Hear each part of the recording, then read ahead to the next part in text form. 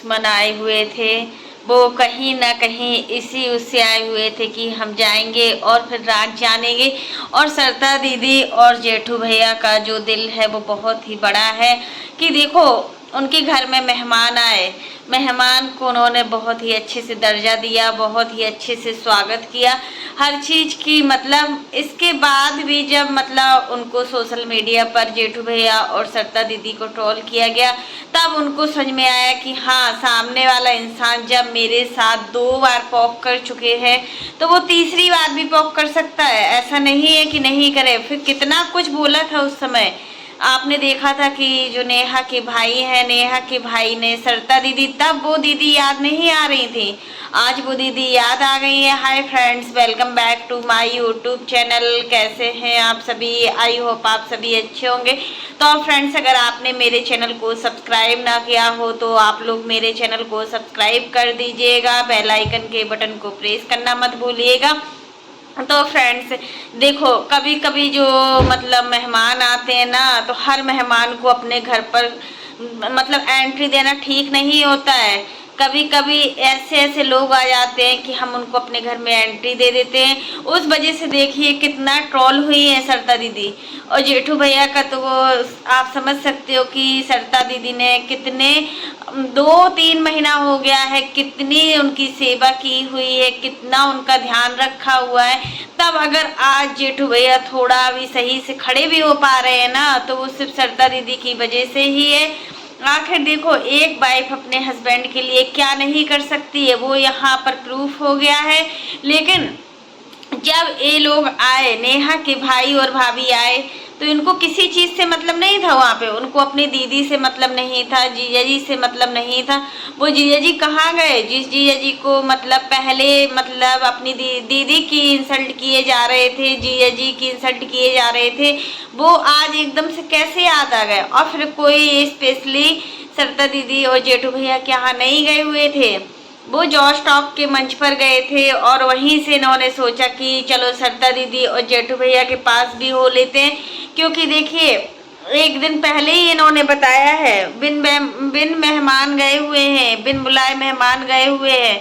और जो भी ब्लॉगिंग कर रहे थे, आखिर ये तो अपना फ़ायदा वहाँ पर भी देख रहे थे, वहाँ पर भी इन्होंने अपनी फ़ायदा ही देखा है, कुछ नहीं देखा है। वहाँ देखो, इनको ना ही मतलब किसी से मतलब था, ना किसी से ये लोग बातचीत कर रहे थे, ना कुछ कर रहे थे। बट सरता दीदी इतने अच्छे से इन्होंने अपना मतलब दिखाया कि हाँ, कोई भी XYZ कोई भी इनके घर में जाता है ना, ये सबको मतलब सम्मान देती है, अच्छे से आरती उतारना। और कितना तो मतलब अंशी को गिफ्ट दिया हुआ है।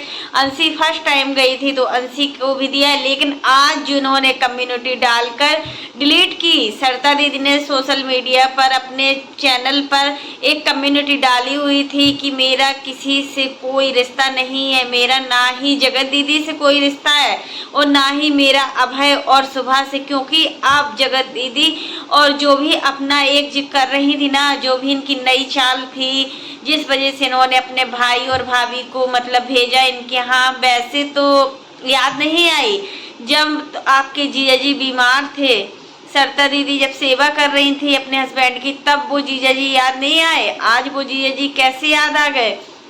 आज जीजा जी दिख रहे हैं, दीदी दिख रही हैं, बड़ी दीदी दिख रही हैं। तो वही चीज़ है कि जब खराब समय था, जब देखने जाना चाहिए था, तब तो आप लोग गए नहीं।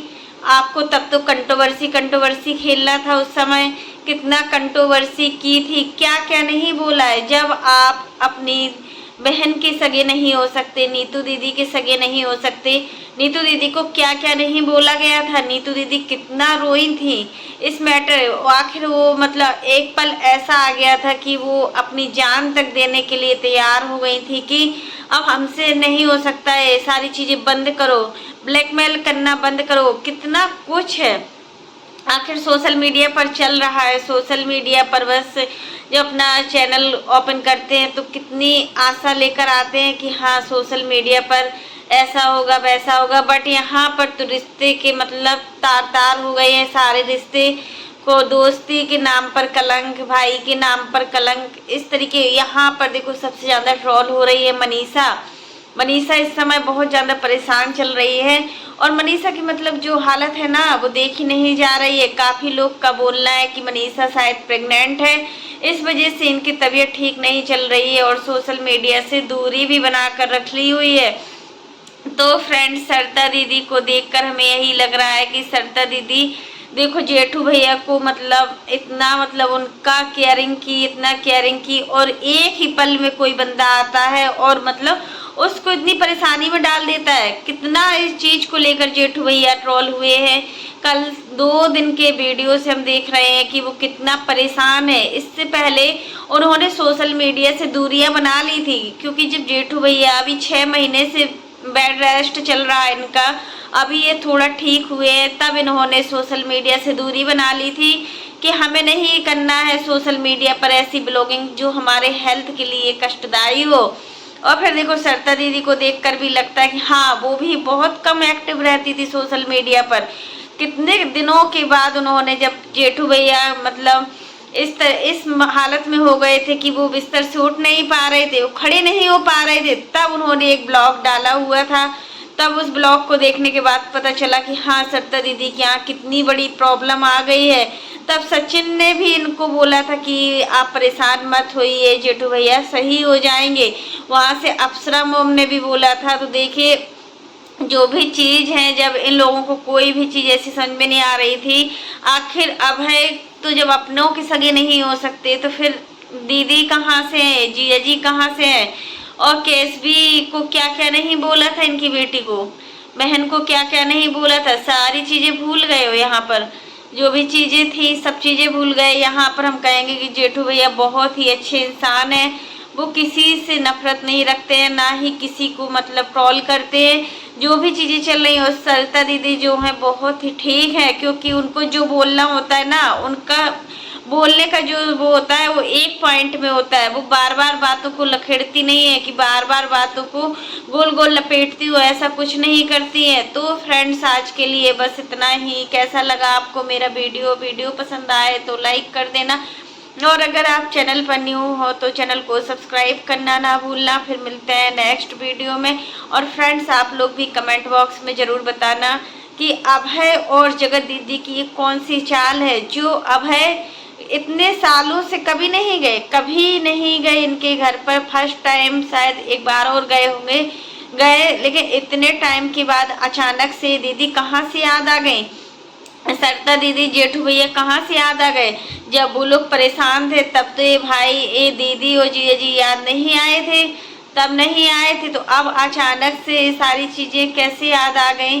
तो वही है कि मतलब एक कुछ बहुत बड़ी प्लानिंग है यहाँ पर मनीषा को नीचा गिराने की, मनीषा को ट्रोल करने की, क्योंकि मनीषा को हर बार ट्रोल किया जा रहा है और इस बार कुछ हद से ज़्यादा ही मनीषा को ट्रोल किया जा रहा है।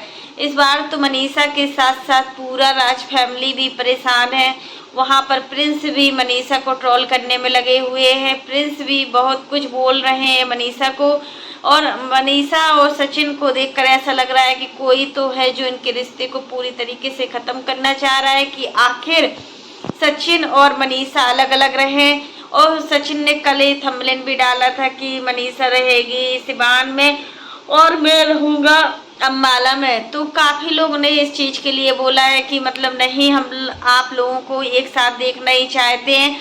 अगर मनीषा और सचिन अलग अलग रहेंगे ना तो हम लोगों को भी नहीं अच्छा लगेगा, क्योंकि मनीषा पूरे सोशल मीडिया की जान है। हम सभी मनीषा को बहुत ज़्यादा पसंद करते हैं। अगर मनीषा का एक भी दिन ब्लॉग नहीं आता है ना तो हम लोग भी परेशान होते हैं उसके साथ साथ।